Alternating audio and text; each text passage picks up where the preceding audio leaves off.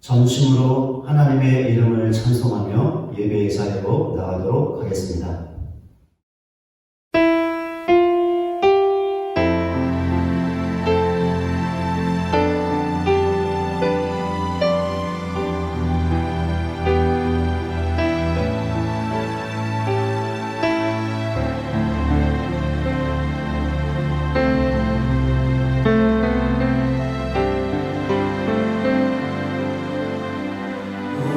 나의 자비로운 주여, 나의 몸과 영혼을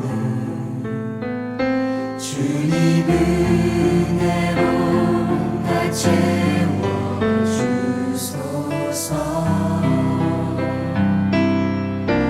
이 세상 괴로움 걱정 근심 주여 받아주시고 힘든 세상에서 인도하소서.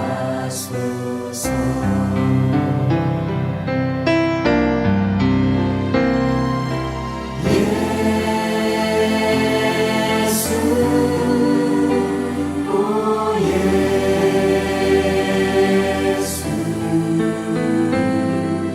지금 오셔서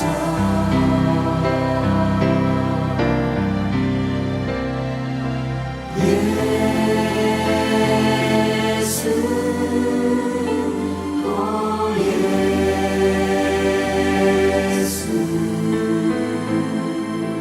채워주소서.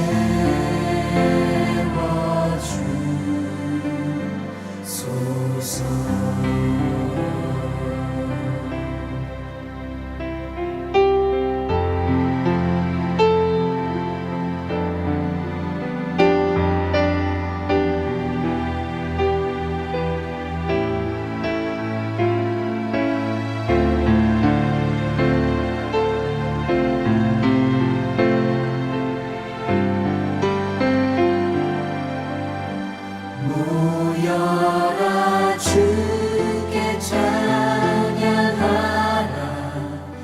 나의 귀한 친구야 주 이름 앞에 너 두 손 모으고 오 너의 슬픈 세상 눈물 너의 쌓인 아픔을 십자가 앞에 너 모두 버리고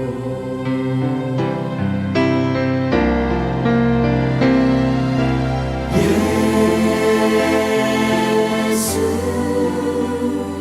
오 예수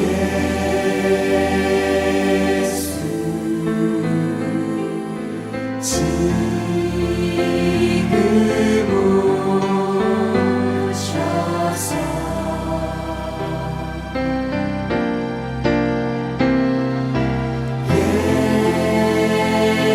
예수 오 예수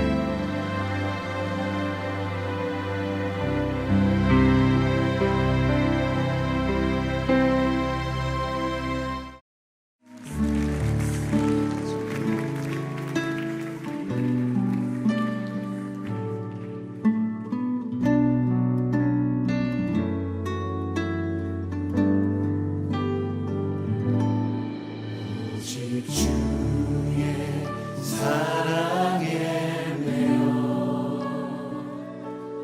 내 영 기뻐 노래합니다 이 소망의 언덕 기쁨의 땅에서 주께 사랑드립니다 오직 주의 임재 안에 오직 주의 임재 안에 갇혀 내 영 기뻐 찬양합니다 이 소명의 언덕 거룩한 땅에서 주께 경배드립니다 주께서 주신 모든 은혜 주께서 주신 모든 은혜 나는 말할 수 없네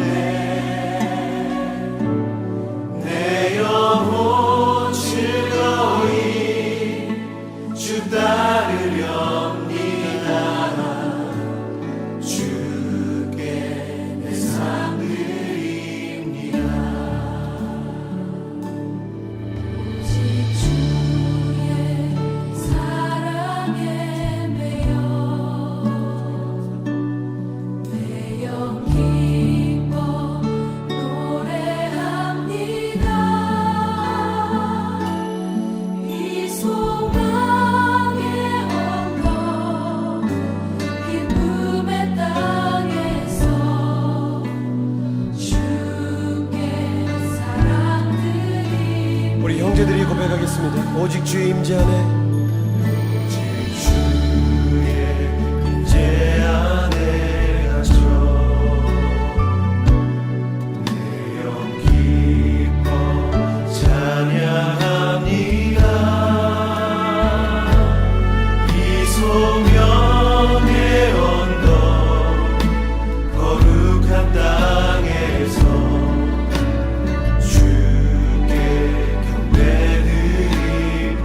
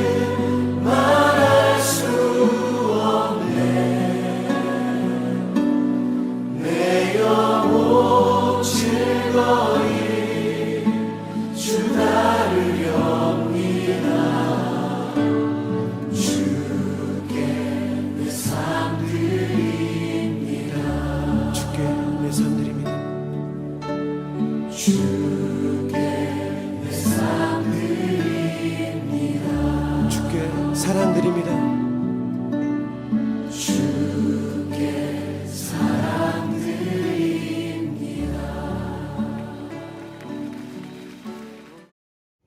이 시간에 지난 한 주간 우리의 삶의 모습을 돌아보며 주의 말씀에 순종하지 못했던 죄악들을 고백하며 회개하기를 원합니다.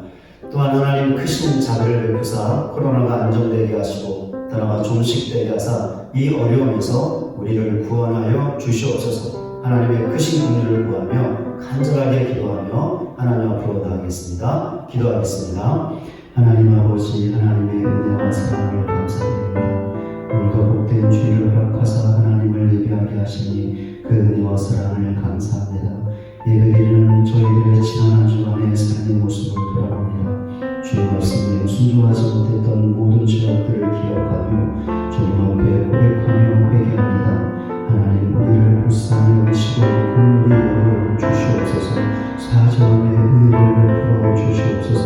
예수님의 십자가 보혈로 정결케 하시고 깨끗게 하여 주시옵소서. 오늘도 사자함의 은혜로 우리의 영혼이 살아나는 복된 예배가 되게 하여 주시옵소서. 하나님, 죄악된 인간들을 한 번만 생각하여 주셔서 코로나가 안정되게 하시고 도나가 종식되게 하여 주시옵소서. 그리하여 어려운 가운데 있는 모든 사람들을 건지시고 구원하여 주시옵소서. 하나님, 크신 자비를 베풀어 주시옵소서. 크신 긍휼을 베풀어 주시옵소서. 하나님께서 구하시는 제사는 상한 심령이라 하나님이여 상하고 통회하는 마음을 주께서 멸시하지 아니하시리이다. 아멘. 268장 1절 찬송하겠습니다.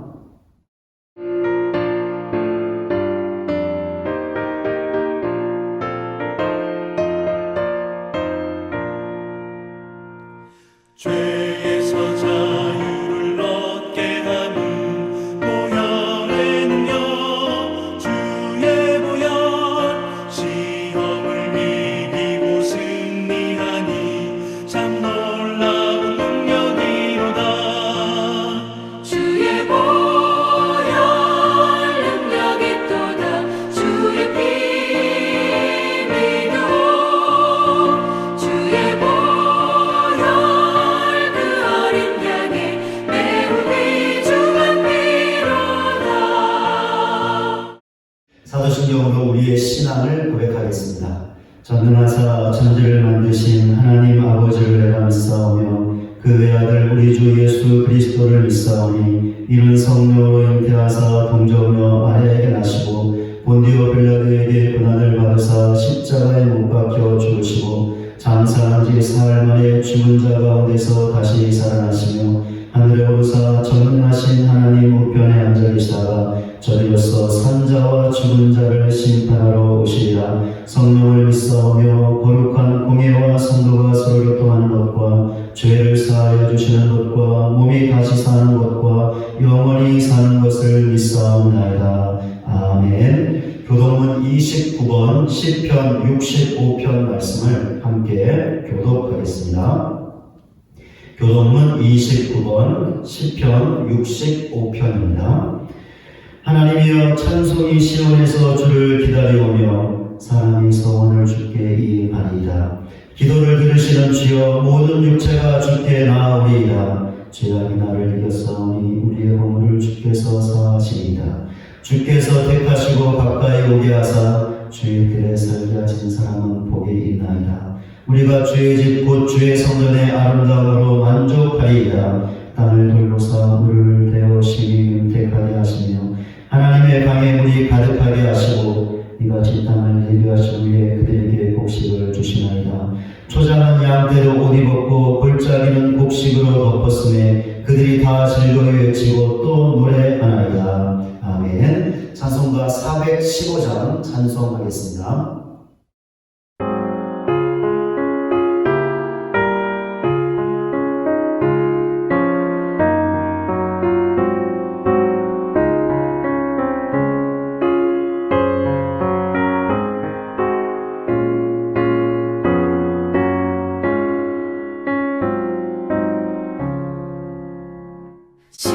십자가 그늘 아래 나 쉬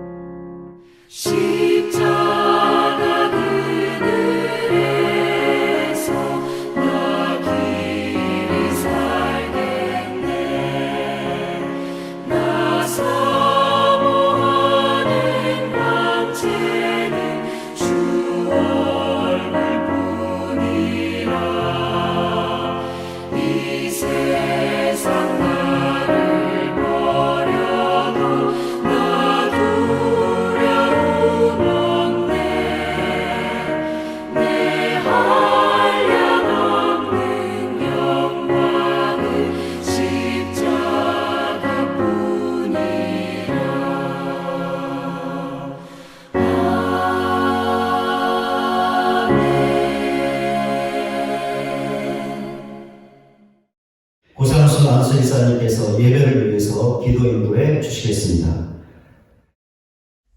믿음이 없이는 하나님을 기쁘시게 하지 못하나니 하나님께 나아가는 자는 반드시 그가 계신 것과 또한 그가 자기를 찾는 자들에게 상 주시는 이심을 믿어야 할지니라.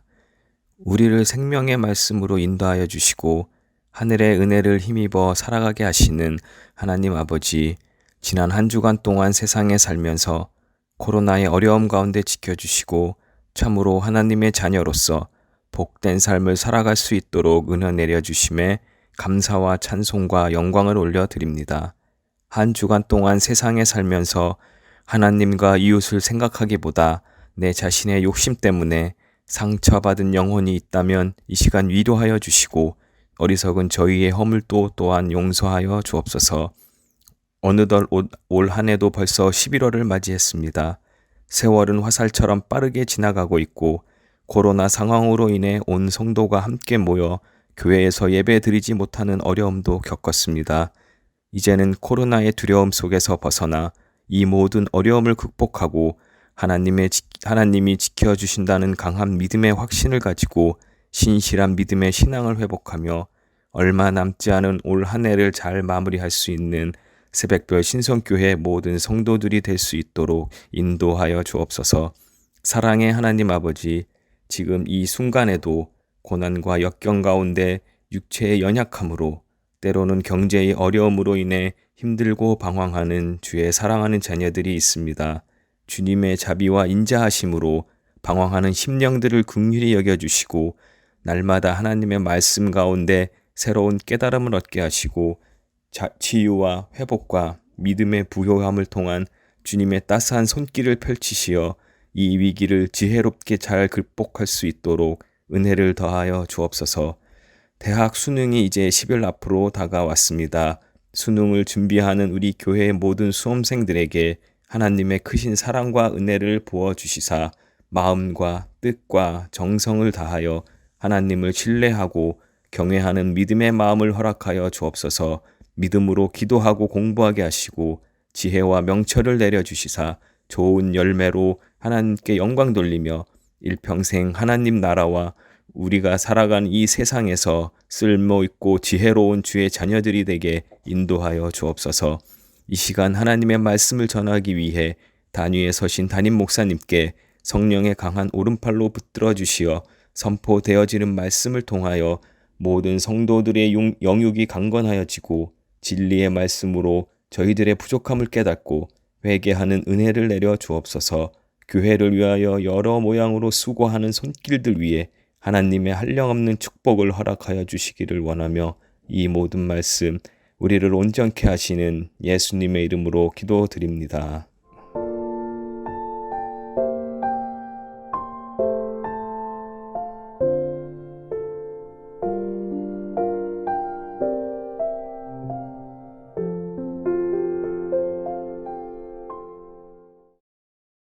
이 시간 우리에게 주시는 하나님의 말씀은 시편 119편 113절부터 120절까지입니다. 시편 119편 113절부터 120절까지입니다. 제가 말씀 봉독하겠습니다. 내가 두 마음 품는 자들을 미워하고 주의 법을 사랑하나이다. 주는 나의 근신초를 방패시라. 내가 주의 말씀을 바라나이다. 너희 행악자들이 나를 떠날지어다. 나는 내 하나님의 계명들을 지키리로다. 주의 말씀대로 나를 붙들어 살게 하시고 내 소망이 부끄럽지 않게 하소서. 나를 붙드소서. 그리하시면 내가 구원을 얻고 주의 율례들에 항상 주의하리이다. 주의 율례들에서 떠나는 자는 주께서 다 멸시하셨으니 그들의 속임수는 허무한 일이이다. 주께서 세상의 모든 악인들을 찌꺼기같이 버리시니 그러므로 내가 주의 증거들을 사랑하나이다. 내 육체가 주를 두려움으로 떨며 내가 또 주의 심판을 두려워하나이다. 아멘. 영상 특별 찬양으로 하나님께 영광 올려드리겠습니다.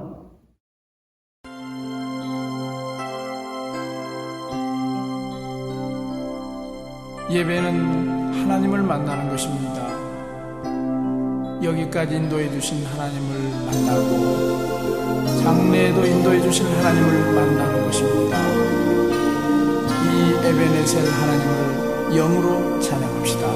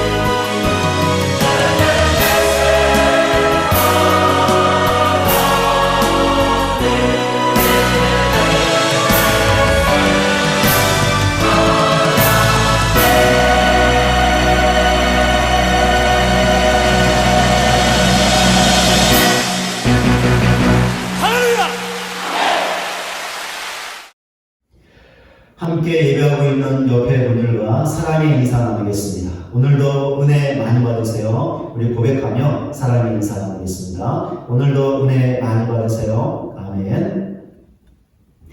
지난 주일에 본문을 통해 하나님의 말씀을 사랑하는 신자에게 있는 영적인 태도에 관해서 살펴보았습니다. 무엇이었냐면 죄를 미워하는 것이었습니다. 이것은 너무나 당연한 것입니다. 왜냐하면 성경이 죄를 미워하라고 심지어 죄를 죽이라고까지 말씀하고 있기 때문입니다. 그렇기에 하나님의 말씀을 사랑하는 신자는 성경의 말씀에 순종하여 죄를 미워합니다. 더 나아가 죄를 죽입니다. 여기 있는 우리도 그러해야 합니다. 왜냐하면 우리도 하나님의 말씀을 사랑하고 있는 신자이기 때문입니다. 그런데 우리의 실상은 어떻습니까? 그토록 미워해야 하는 죄를 계속해서 범하고 있습니다. 그렇습니다. 우리는 여전히 불신하고 있습니다. 여전히 불평하고 있습니다. 여전히 남에 대하여 험담하고 있습니다. 여전히 하나님이 되어 다른 사람을 정죄하고 있습니다. 여전히 시기하고 분노하며 용서하지 못하고 있습니다. 여전히 하나님보다 세상의 것을 더 사랑하는 우상 숭배자가 되고 있습니다. 여전히 성령의 소욕보다는 육체의 소욕대로 살아가고 있습니다. 그렇다면 이것이 어찌된 일일까요? 이것을 어떻게 이해하고 설명해야 하는 것일까요? 바울을 한번 생각해 보시기 바랍니다. 바울은 그 누구보다도 하나님의 말씀을 사랑했습니다. 평생을 통하여 하나님의 말씀을 전하고 가르치며 말씀에 순종하려고 했던 그의 뜨거운 열정을 볼 때 바울은 정말로 하나님의 말씀을 사랑했습니다. 그런데도 바울이 어떠했습니까? 죄를 지었습니다. 단적인 예로 바나바와 싸웠던 것을 보시기 바랍니다. 바울이 바나바와 심하게 싸웠을 때 과연 어떠했을까요? 바나바를 이해하고 사랑했을까요? 아니요, 아닙니다. 그러니 바나바와 심하게 싸웠던 것이죠. 그것도 서로 갈라설 정도로 싸웠습니다. 만약에 바울이 바나바를 이해하고 그를 품고 사랑했다면 어떻게 되었을까요? 서로 갈라설 정도로 심하게 싸우지 않았을 것입니다. 또한 바울은 자신을 죄인이라고 고백했죠. 심지어 죄인 중에 괴수라고까지 고백했습니다. 이처럼 바울도 죄를 지었고 그렇기에 그 또한 죄인이었습니다. 그러나 그렇다고 해서 바울이 하나님의 말씀을 사랑하지 않았던 것일까요? 그렇기 때문에 바나바와 갈라설 정도로 심하게 싸우고 자신을 죄인 중에 괴수라고까지 고백했던 것일까요? 아닙니다. 절대로 아니죠. 바울은 죄를 지었지만 그래도 하나님의 말씀을 사랑했습니다. 이 점에 있어서 우리도 마찬가지입니다. 우리가 여전히 죄를 짓고 있지만 그렇다고 해서 하나님의 말씀을 사랑하지 않는 것이 아니라는 것이죠. 그 반대입니다. 우리가 하나님의 말씀을 사랑하고 있음에도 불구하고 죄를 짓고 있는 것입니다. 우리는 하나님의 은혜로 예수 믿어 구원 받았습니다. 그러나 아직까지 완전한 구원을 받지 못했습니다. 그렇기에 지금 완전한 구원을 향해 나아가고 있습니다. 때가 되면 즉 예수님께서 재림하시면 완전한 구원을 받을 것입니다. 그렇기 때문에 우리가 하나님의 말씀을 사랑하고 있지만 그럼에도 불구하고 여전히 죄를 범하고 있는 것입니다. 각 프로에 올라온 새내기 선수들은 경기 중에 많은 실수를 합니다. 프로 경험이 전혀 없기 때문이죠. 그러나 경험이 쌓이면서 어떻게 됩니까? 점점 더 프로다운 선수가 되어 갑니다. 초짜 선수에서 베테랑 선수로 되어 가는 것이죠. 그러다 보면 경기 중에 했던 실수들을 하지 않게 됩니다. 오히려 예전 같았으면 상상할 수 없는 너무나 탁월하고 멋있는 플레이를 하게 됩니다. 우리도 마찬가지이죠. 우리가 구원받았지만 아직 완전한 구원을 받지 못했기 때문에 완전을 향해 나아가는 과정 중에 얼마든지 죄를 범할 수 있는 것입니다. 그러나 그렇다고 해서 이것을 변명이나 핑계거리로 삼아 얼굴에 철판을 깔아서는 절대로 안 됩니다. 죄를 짓고 있는데도 그것에 대하여 전혀 자각하지 못하고 깨닫지 못하면 안 된다라는 것이죠. 그 대신 우리는 고민하고 갈등해야 합니다. 그러니까 하나님의 말씀을 사랑하고 있음에도 불구하고 죄를 범하는 것에 대한 깊은 고뇌가 있어야 한다는 것입니다. 바울에게 이런 고민과 번뇌와 갈등이 있었습니다. 로마서 7장 21절부터 24절까지입니다. 그러므로 내가 한 법을 깨달았노니 곧 선을 행하기 원하는 나에게 악이 함께 있는 것이로다. 내 속사람으로는 하나님의 법을 즐거워하되 내 지체 속에서 한 다른 법이 내 마음의 법과 싸워 내 지체 속에 있는 죄의 법으로 나를 사로잡는 것을 보는도다. 오라, 나는 공고한 사람이로다. 이 사망의 몸에서 누가 나를 건져내랴. 바울은 내 속사람으로는 하나님의 법을 즐거워한다고 고백했습니다. 하나님의 말씀을 사랑한다는 것이죠. 그런데 그의 마음에 있는 또 다른 한 법이 자신을 죄의 법으로 사로잡아온다고 고백했습니다. 하나님의 말씀을 사랑하고 있지만 그럼에도 죄를 짓는다는 고백이었죠. 바울은 이것 때문에 매우 깊은 고민과 갈등을 했습니다. 그렇게 자신에 대하여 오라, 나는 공고한 사람이다 라고 고백했던 것이죠. 만약에 바울에게 이런 고민과 갈등이 없었다면 그리하여 하나님의 말씀을 사랑하고 있음에도 죄를 범하고 있는 자신에 대하여 그 어떤 자각이나 깨달음도 없고 일말의 부끄러움도 없었다면 하나님의 말씀을 진정으로 사랑하는 것이 아니었습니다. 그러나 바울은 고민하고 갈등했습니다. 그렇기에 바울의 고민과 갈등은 그가 하나님의 말씀을 사랑했다는 것을 증명해 주는 것이었습니다. 우리가 살고 있는 이 시대는 바울처럼 고민하지 말고 갈등하지 말라고 사람들을 부추기고 있습니다. 이유가 무엇일까요? 죄를 짓고 있는 자신에 대하여 고민하고 갈등하면 행복할 수 없기 때문입니다. 이 시대는 감정대로 꺼리낌 없이 행하는 것이, 그래서 기분이 좋아지는 것이 행복이라고 말하고 있습니다. 여기에는 어떤 객관적이고 절대적인 기준이 없지요. 단지 자기의 감정만이 최고의 기준입니다. 그러니 죄에 대하여 고민하고 갈등하면 어떻게 되겠습니까? 마음 가는 대로 행할 수 없고 기분이 좋아질 수 없지요. 그러면 어떻게 되는 것일까요? 행복할 수 없는 것입니다. 그렇기 때문에 이 시대가 사람들에게 죄에 대하여 고민하고 갈등하는 것은 쓸데없는 짓이니 그렇게 하지 말라고 부추기고 있는 것입니다. 이런 사실을 통해 정말로 하나님의 말씀을 사랑하지 않는 것이 무엇인지 알 수 있습니다. 하나님의 말씀을 사랑하고 있음에도 죄를 짓는 것이 아니라 죄를 짓고 있음에도 그것에 대한 고민과 갈등이 없는 것, 다르게 말하면 일말의 죄책이 없는 것, 바로 이것이 정말로 하나님의 말씀을 사랑하지 않는 것입니다. 그렇기에 이런 태도와 자세는 죄를 사랑하고 있다는 것을 보여주는 것입니다. 하나님의 말씀을 사랑하는 신자라 할지라도 죄를 짓습니다. 그러나 그 신자가 정말로 하나님의 말씀을 사랑하고 있다면 그런 자신을 보며 갈등하고 고민합니다. 죄책을 갖습니다. 이유가 무엇일까요? 하나님의 말씀을 사랑하기 때문입니다.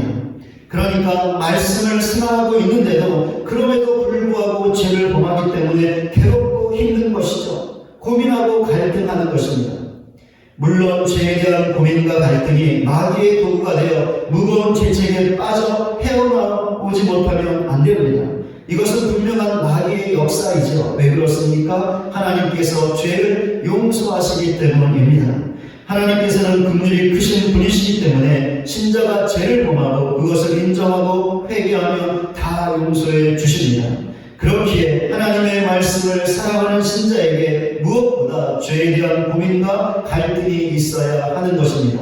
왜 그렇습니까? 그래야 자신의 죄를 자각하고 깨달을 수 있기 때문이고, 그래야 하나님 앞에 회개할 수 있기 때문이고, 그래야 하나님께 죄의 용서를 받을 수 있기 때문입니다. 그렇다면 우리 자신은 어떻습니까? 하나님의 말씀을 사랑하고 있음에도 불구하고 죄를 짓고 있는 것에 대한 깊은 고민과 갈등이 있습니까? 죄에 대한 죄책을 갖고 있습니까? 그것으로 인하여 바울처럼 오라, 나는 공고한 사람이다 라고 고백하고 있습니까? 그래야 우리 자신의 죄를 자각함으로 회개하고 있습니까? 회개함으로 하나님의 용서를 받고 있습니까? 그렇다면 우리는 정말로 하나님의 말씀을 사랑하고 있는 것입니다. 그러나 그 반대라면 우리는 정말로 하나님의 말씀을 사랑하지 않고 있는 것입니다. 과연 우리 자신의 모습은 어떻습니까? 이 시간에 잠시 내 자신의 모습을 돌아보시기 바랍니다. 죄를 미워하고 죄를 죽이는 것이 하나님의 말씀을 사랑하는 것입니다. 그러나 우리는 아직까지 완전하지 못하기 때문에 죄를 범할 수 있습니다. 그러나 바로 그때 우리 안에 그 죄에 대한 고민과 갈등이 있다면 그것도 우리가 하나님의 말씀을 사랑하고 있다는 또 다른 증거입니다. 그러니 고민과 갈등이 있을 때 회피하지 마시고 그 안으로 들어가시기 바랍니다. 물론 그 안에는 우리 자신의 실상을 보는 것에 대한 아픔과 고통이 있죠. 내 자신의 모습을 보면 너무나 괴롭습니다. 그러나 그 안으로 들어갈 때만 우리는 우리 자신의 죄를 직면할 수 있고 그것을 인정하고 회개할 수 있습니다. 그때 하나님의 용서가 임하는 것이죠. 이런 사실을 확고하게 믿고 죄에 대한 고민과 갈등으로 회개하여 하나님의 용서까지 이르는 진정으로 하나님의 말씀을 사랑하는 삶을 살아가는 저와 여러분 모두가 되시기를 주님의 이름으로 간절히 소원합니다. 오늘도 본문을 통해 하나님의 말씀을 사랑하는 신자에게 있는 또 다른 영적인 태도에 관해서 살펴보도록 하겠습니다. 결론부터 말씀을 드리면 하나님을 두려워해야 한다는 것입니다. 본문을 쓴 시인은 자신이 두려워하는 것이 있다고 고백했습니다. 본문 120절 전반부입니다. 내 육체가 주를 두려워함으로 떨며. 시인은 주를 두려워한다고 고백했습니다. 어느 정도로 두려워했습니까? 떨며라고 말할 정도로 두려워했습니다. 여기서 떨며라는 말은 본래 곤두센다라는 뜻을 갖고 있습니다. 공포로 인하여 몸에 털이 곤두서는 것을 말하는 것인데 본문에서는 떨다, 전율하다라는 의미로 사용되었습니다. 본문에서 이 말은 내 육체라는 말과 함께 쓰이면서 하나님을 향한 시인의 두려움을 강조하고 있습니다. 그러니까 시인은 말로만 하나님을 두려워했던 것이 아니라 정말 그의 전 존재로 하나님을 두려워했던 것입니다. 그렇다면 왜 시인은 하나님을 두려워했던 것일까요? 본문 120절 후반부입니다. 내가 또 주의 심판을 두려워하나이다. 시인이 하나님을 두려워했던 이유는 하나님의 심판 때문이었습니다. 그럼 하나님의 심판이 어떠하길래 두려워한다고 고백했던 것일까요? 본문 118절 전반부입니다. 주의 율례들에서 떠나는 자는 주께서 다 멸시하셨으니 하나님께서는 주의 율례, 즉 주의 말씀에서 떠나는 자들을 멸시하십니다. 여기서 떠나는 이라는 말은 길을 잃다, 옆길로 빗나가다, 범죄하다 라는 의미를 갖고 있습니다.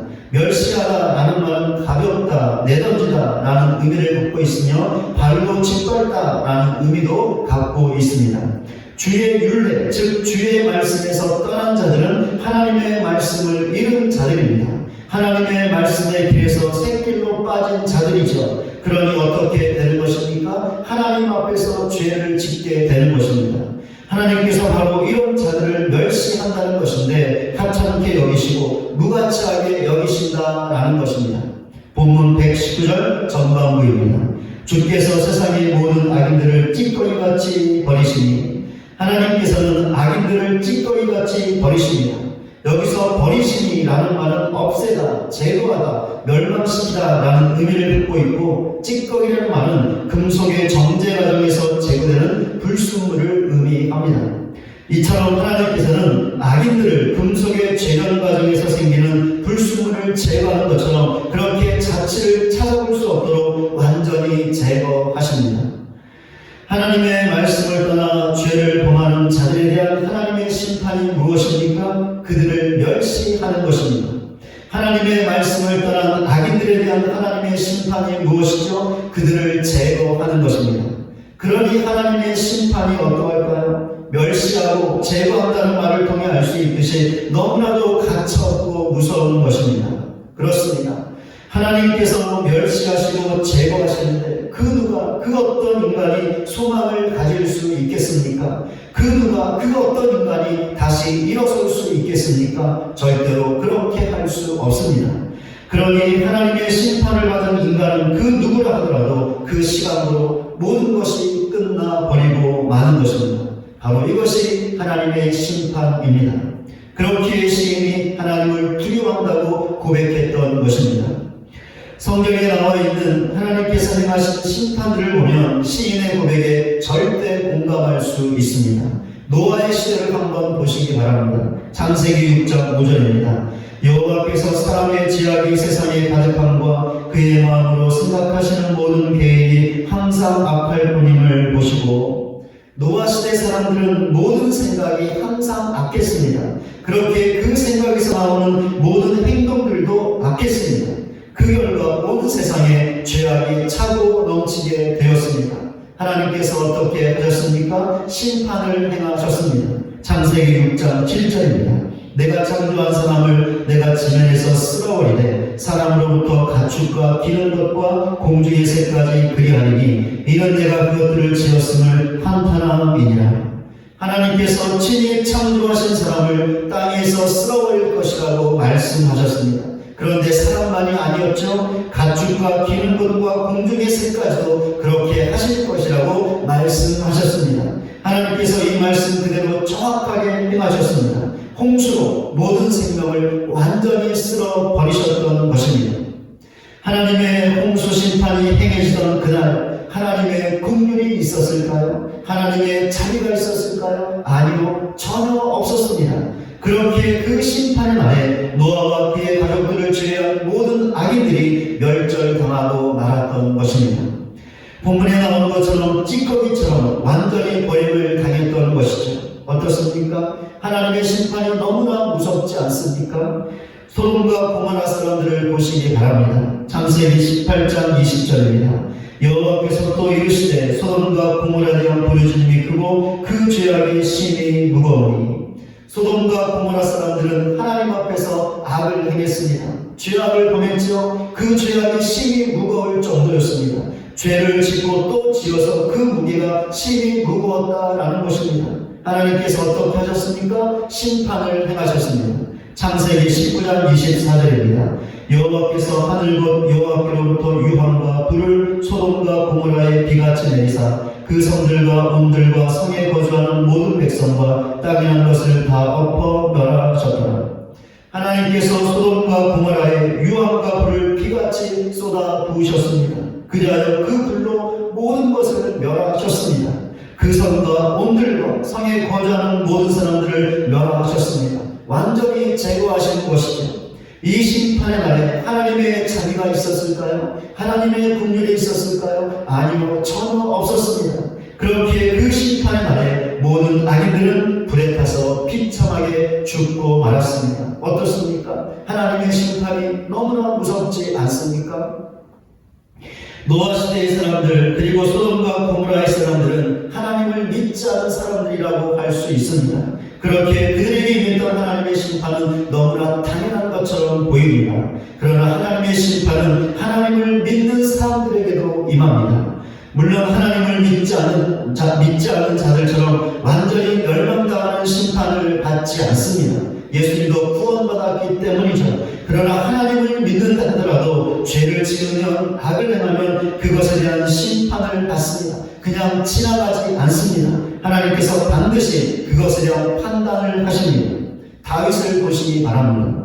그는 하나님의 마음에 합한 사람이었죠. 그 누구보다도 하나님을 사랑했던 사람이었습니다. 그 누구보다도 하나님을 잘 믿었던 사람이었죠. 그러나 이런 다윗도 죄를 범했습니다. 다른 남편의 아내를 범했고 그 여인의 남편을 죽였던 것이죠. 하나님께서 어떻게 하셨습니까? 사무엘하 12장 10절부터 12절까지입니다. 이제 내가 나를 업신여기고 햇사람 우리아의 아내를 빼앗아 내 아내로 삼았은즉 칼이 내 집에서 영원토록 떠나지 아니하리라 하셨고, 여호와께서 또 이와 같이 이르시기를 보라 내가 너와 내 집에 재앙을 일으키고 내가 내 눈앞에서 내 아내를 빼앗아 내 이웃에게 주리니 그 사람들이 내 아내들과 더불어 백주에 동침하리라. 너는 은밀히 행하였으나 나는 온 이스라엘 앞에서 백주의 이 일을 행하리라. 하나님께서 범죄한 다윗에게 칼이 그의 집에서 영원히 떠나지 않을 것이라고 말씀하셨습니다. 다윗과 그의 집에 재앙이 일어날 것이라고 말씀하셨습니다. 하나님께서 다윗에게 심판의 말씀을 선포하신 것이었습니다. 이 심판의 말씀은 너무나도 정확하게 성취되었는데 다윗은 형제간의 칼부림을 보았습니다. 그 칼부림으로 악을 이뤘습니다. 더욱이 다른 사람도 아닌 자기 아들이 자기를 향해 칼을 빼어 들었습니다. 반역을 일으켰던 것이죠. 그래야 다윗은 왕의 자리를 버리고 도망해야겠습니다. 그것도 급히 자기의 머리를 가리고 맨발로 울면서 도망했습니다. 하나님의 심판이 행해지던 그날 다윗에게 하나님의 긍휼과 자비가 있었을까요? 아니요, 없었습니다. 그렇기에 심판의 날에 다윗이 말로 할 수 없는 수치와 고통과 고난을 당했던 것입니다. 물론 다윗은 회개했죠. 수많은 눈물을 흘리며 간절하게 회개했습니다. 그렇게 죄를 용서해 주시는 하나님의 긍휼과 자비로 다시 시작할 수 있었고 회복할 수 있었습니다. 그러나 하나님의 심판이 행해지던 그날만큼은 아무리 다윗이라 할지라도 아무것도 할 수 없었습니다. 그가 할 수 있었던 유일한 일은 그저 하나님의 심판과 그것으로 인한 고통과 고난만을 받는 것 뿐이었습니다. 하나님은 심판하시는 분이십니다. 하나님을 믿는 자나 믿지 않는 자나 동일하게 심판하십니다. 단지 차이가 있다면 하나님을 믿지 않는 자는 하나님의 심판으로 영원히 멸망당한다는 것입니다. 반면에 하나님을 믿는 자들은 그렇지 않다는 것이죠. 그렇기에 믿는 자들에게 하나님의 심판은 오히려 은혜가 될 수 있는데 그 심판으로 회개할 수 있기 때문입니다. 그러나 동일한 점이 있죠. 하나님의 심판이 행해지는 그날만큼은 믿지 않는 자나 믿는 자에게 그 심판은 너무나 엄중하고 정확하고 조금의 자비와 긍휼도 없다는 것입니다. 하나님의 무서운 심판을 오롯이 받아야 한다는 것입니다. 심판을 행하시는 하나님이 어떻게 다가오십니까? 두렵지 않으십니까? 그렇습니다. 하나님은 정말로 두려우신 분이십니다. 그렇게 절대로 쉽게 생각하거나 그냥 막 대해서는 안 되는 분이십니다. 손자를 끔찍하게 사랑하는 할아버지에게 버릇없이 말하고 행동하는 손자처럼 그렇게 대해서는 절대로 안 됩니다. 그 대신 두려움으로 하나님을 대하고 믿고 섬겨야 합니다. 본문의 시인이 바로 이렇게 하나님을 섬겼던 것이죠. 그런데 중요한 사실이 있습니다. 무엇이냐면 시인이 하나님을 두려워했던 것이 그저 공포의 대상으로 그렇게 했다는 것이 아니라는 것입니다. 본문 119절입니다. 주께서 세상의 모든 악인들을 찌꺼기같이 버리시니 그러므로 내가 주의 증거들을 사랑하나이다. 시인은 세상의 모든 악인들을 찌꺼기같이 버리시는 하나님의 심판 때문에 하나님을 두려워한다고 고백했습니다. 그러나 그와 동시에 바로 그 이유 때문에 하나님을 사랑한다고 고백했습니다. 여기서 중요한 사실을 발견할 수 있는데 두려움과 사랑이 함께 간다라는 것입니다. 또한 이 사실을 통해 시인이 갖고 있던 두려움의 본질을 알 수 있는데 바로 하나님과 그분의 말씀에 대한 사랑이었다라는 것입니다. 무슨 말이냐면 시인이 하나님을 공포의 대상으로 두려워했다는 것이 아니라 하나님과 그분의 말씀을 너무나 사랑했기 때문에 두려워했다라는 것입니다. 그렇게 이 두려움을 경외라는 말로 표현할 수 있습니다. 시인이 하나님과 그분의 말씀을 너무나 사랑했기 때문에 하나님을 존경하고 존귀하게 여겼다라는 것이죠. 바로 이것이 경외인데 시인이 하나님에 대하여 갖고 있던 두려움의 실체가 바로 경외였던 것입니다. 본문의 시인에게서 볼 수 있는 것처럼 사랑과 두려움은 함께 가는 것입니다. 그런데 신자들은 이 두 가지 중에서 두려움을 무시하는 경향을 갖고 있습니다. 그래야 자신이 무엇을 어떻게 해도 그 어떤 일을 행한다 하더라도 하나님은 여전히 자기를 사랑하신다. 그 사랑은 변하지 않으신다라고 여깁니다. 물론 맞습니다. 하나님께서 자기 백성을 사랑하고 그 사랑이 변하지 않는 것은 맞습니다. 그러나 이런 태도는 신자들로 하여금 하나님에게는 당근만 있고 채찍은 없다라는 오해를 불러일으킬 수 있습니다. 바로 이 지점에서 문제가 생길 수 있는데 죄를 범하게 되는 것입니다. 앞에서 다윗의 죄와 그로 인한 하나님의 심판에 관하여 말씀을 드렸는데 왜 다윗이 죄를 지었던 것일까요? 왜냐하면 하나님을 향한 두려움을 상실했기 때문이었습니다. 그 죄악을 범하는 그 순간 하나님을 향한 두려움을 잃어버리고 말았던 것이죠. 신자들도 마찬가지입니다. 하나님의 사랑만을 강조하고 하나님을 향한 두려움을 무시하게 된다면 다윗처럼 죄를 범하고 마는 것입니다. 이런 사실을 확고하게 믿고 하나님과 그분의 말씀을 사랑하기 때문에 하나님을 두려워하고 두려워하는 사랑과 두려움을 함께 가게 하는 우리 모두가 되시기 바랍니다. 그리하여 하나님 말씀에 불순종하여 죄를 범하는 것이 아니라 하나님 말씀에 순종하여 의를 행하는 저와 여러분 모두가 되시기를 주님의 이름으로 간절히 소원합니다. 말씀을 맺겠습니다.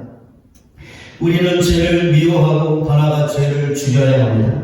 설령 죄를 지었다 해도 그것으로 인하여 고민하고 갈등해야 합니다. 그리하여 우리 자신의 죄를 깨닫고 회개하여 하나님의 용서를 받아야 합니다. 바로 이것이 하나님의 말씀을 진정으로 사랑하는 것입니다.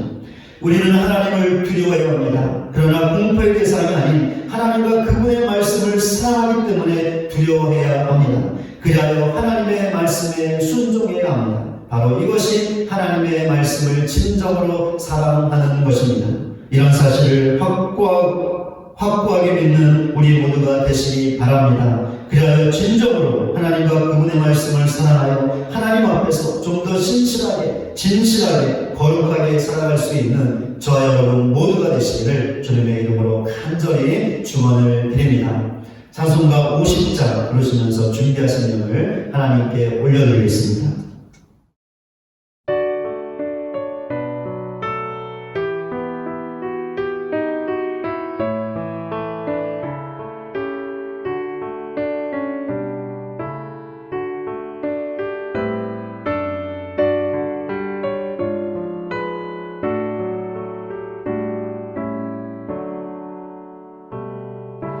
내게 있는 모든 것을 아낌없이 드리네. 사랑하고 의지하며 주만 따라 살리라. 주께 드리네. 주께 드리네. 사랑하는 구주 앞에 모두 드리네. 내게 있는 모든 것을 겸손하게 드리네. 세상 욕심 멀리하니 나를 받아주소서. 주께 드리네. 주께 드리네. 사랑하는 구주 앞에 모두 드리네.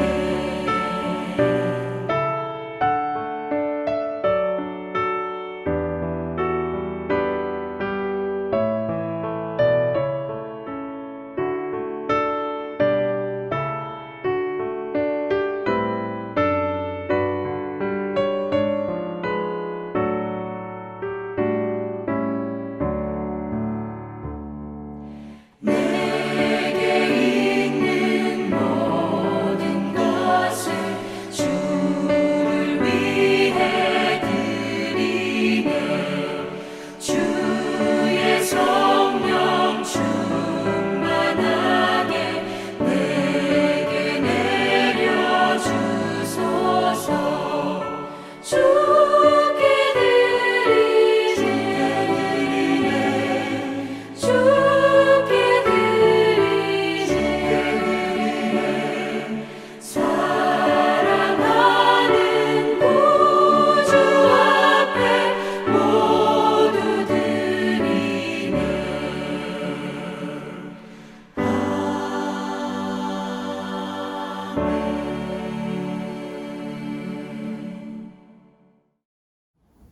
드린 예물 위해서 기도하겠습니다.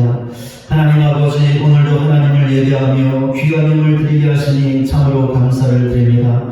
오늘도 11조를 비롯하여 모든 예물을 하나님께 드린 귀한 가정들과 지체들이 있습니다. 하나님, 삶의 현장에서 많이 수고하며 힘을 다했사오니 이 시간 위로하여 주시옵소서. 새 힘을 더하여 주시옵소서. 영육간에 강건케 하여 주시옵소서. 그리하여 삶의 세상의 원자로 돌아와 주어진 모든 것들을 능히 감당하며 하나님의 복을 받으며 살아갈 수 있는 모든 가정들 지체들 되게 하여 주시옵소서. 오늘도 귀한 힘을 드린 가정들을 기억하사 세상의 물질 때문에 어려움 당하지 않게 하시고 필요할 때마다 있어야 될 때마다 풍성하게 채워주셔서 아무런 염려 없이 주님의 교회를 더욱더 신실하게 섬겨나갈 수 있는 모든 가정들 지체들 되게 하여 주시옵소서. 오늘도 여러가지 감사의 내용과 기도의 제목을 담아 감사의 드린 귀한 가정들이 있습니다. 일일이 있진 않지만 하나님께서 모든 것들을 아실 줄로 믿습니다. 감사의 고백을 받으시고 모든 기도의 제목에 응답하여 주시옵소서. 그리하여 더 풍성한 감사로 하나님께 나갈 수 있는 모든 지체들 가정들 되게 하여 주시옵소서.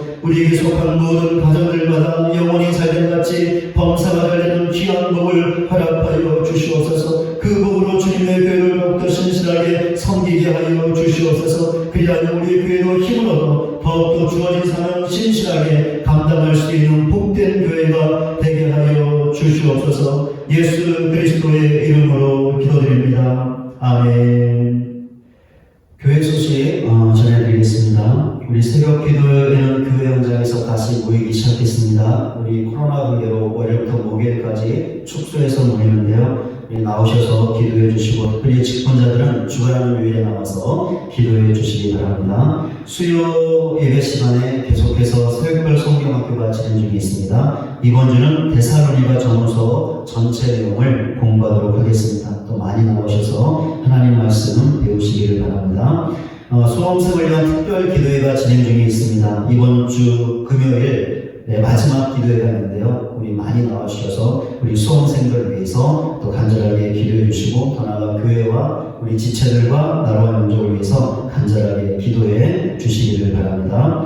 올해 추수감사절은 11월 28일 원래 셋째 주일인데요. 올해는 마지막 주일 11월 28일로 지키도록 하겠습니다. 이날 우리 온 성도들이 오랜만에 함께 모여서 함께 하나님을 예배하고 추수감사 축제에 귀한 시간을 가지려고 합니다.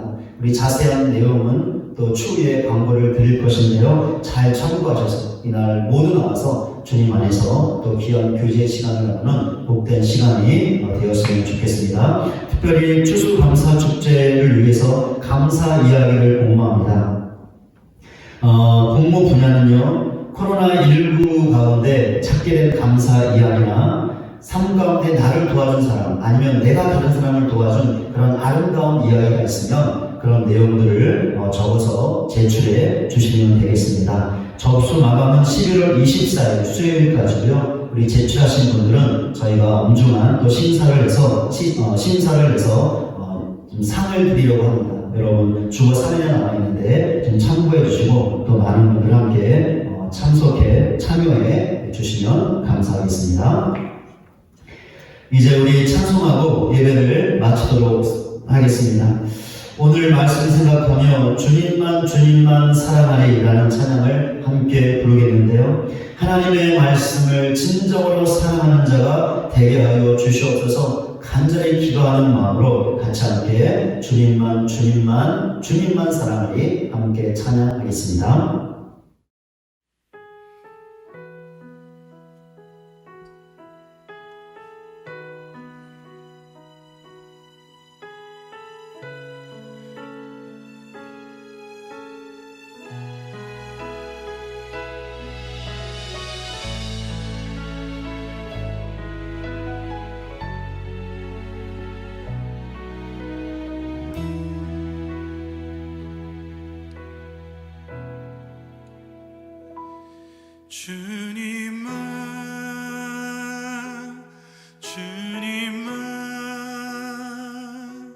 주님만 사랑하리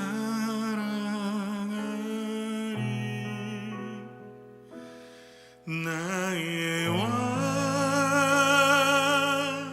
나의 주님을 더욱 알기 원해 나 주님께 오직 주께 경배하리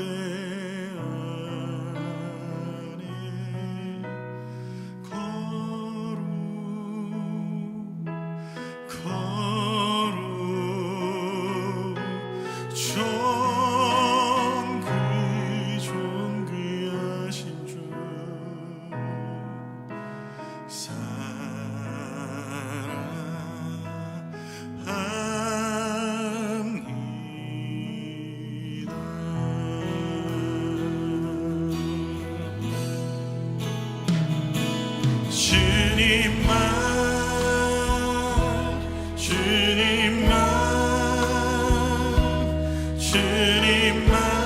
사랑하리. 나의 왕 나의 주님 주님을 더욱 알기 원해. 나 주님께 오직 주께 경배하네.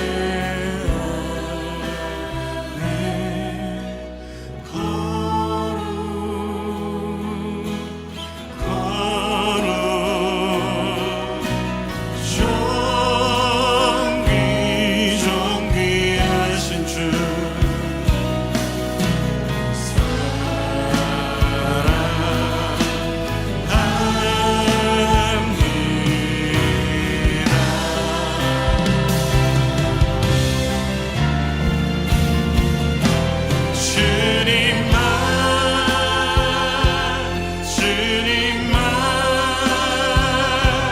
주님만 사랑하리. 나의 왕 나의 주님 주님을 더욱 알기 원해. 나 주님께 오직 주께 경배하네.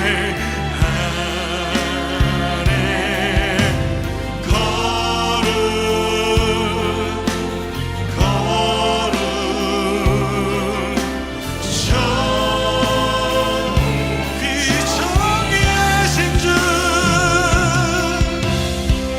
주님 그렇습니다. 이 예배의 자리에서 주님의 말씀을 따를 수 있도록 이 예배의 자리에서 주의 사랑을 고백하며 주님과 동행할 수 있도록 나의 삶을 인도해 달라고 우리 함께 기도하며 나아갑시다. 주님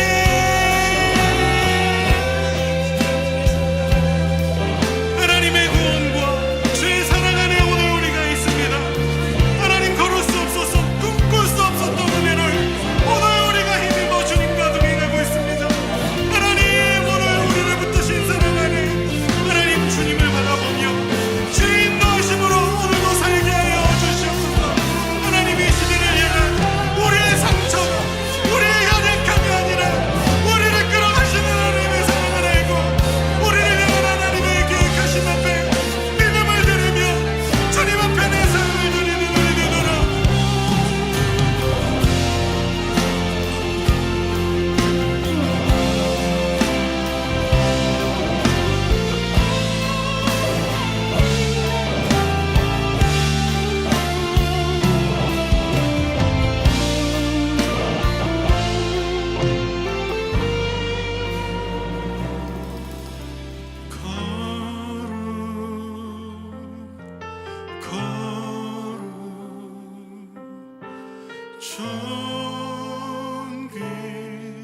존귀하신 주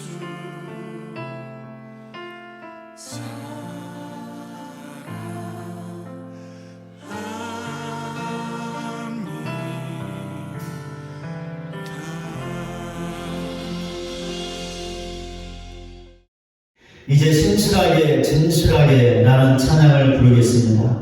하나님의 말씀을 진실로 사랑하여 죄를 미워하고 하나님을 경외하는 믿음의 사람이 되게 하여 주시옵소서. 설령 죄를 지었다 하더라도 그것으로 인한 고민과 갈등으로 회개하여 용서받게 하시고 하나님의 말씀을 사랑하기 때문에 하나님을 경외함으로 말씀에 순종하게 하옵소서. 그리하여 하나님 앞에 좀 더 신실하게 진실하게 살게 하여 주시옵소서. 기도하는 마음으로 결단하는 마음으로 다 같이 함께 찬양하겠습니다.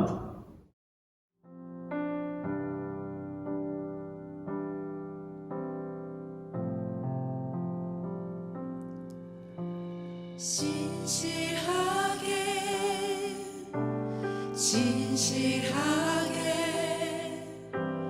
거룩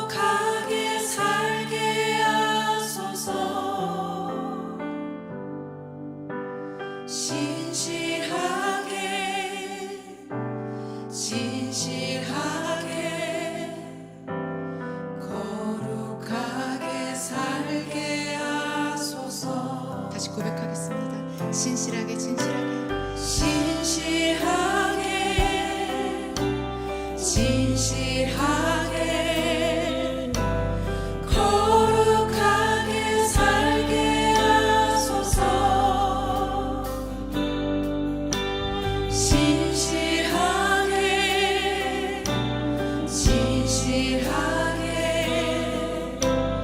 거룩하게 살게 하소서.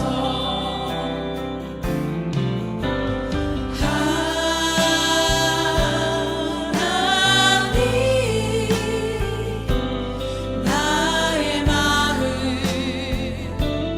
만져주소서.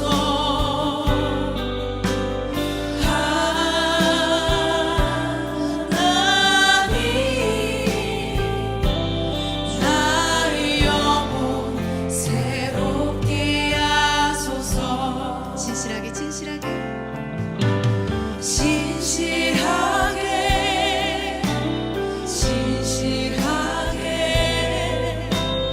거룩하게 살게 하소서.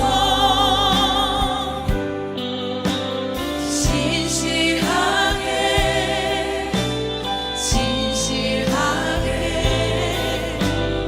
거룩하게 살게 하소서. 목소리 높여 고백하겠습니다. 진실하게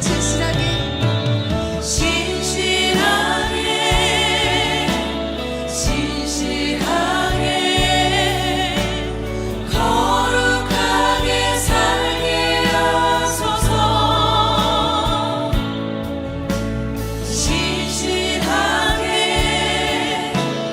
진실하게 거룩하게 살게 하소서. 하나님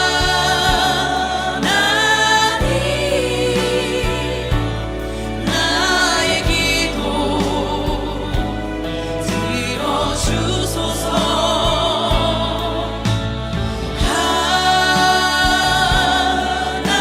하나님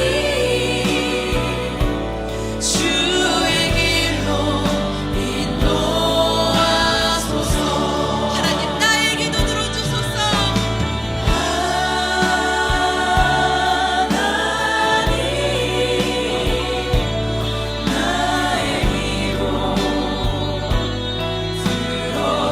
들어주소서.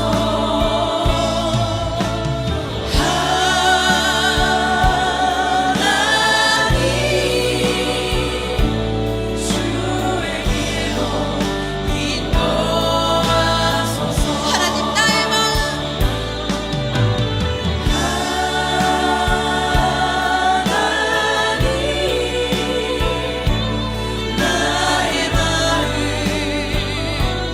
만져주소서.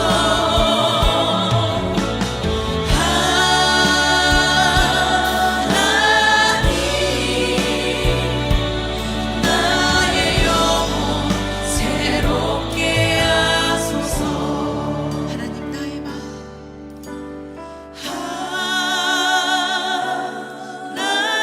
하나님 나의 마음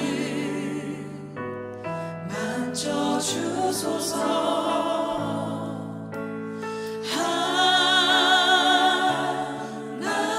하나님 나의 영혼 새롭게 하소서. 나의 영혼 새롭게 하소서. 나의 영혼 새롭게 하소서. 나의 영혼 새롭게 하소서. 나의 영혼 새롭게 하소서.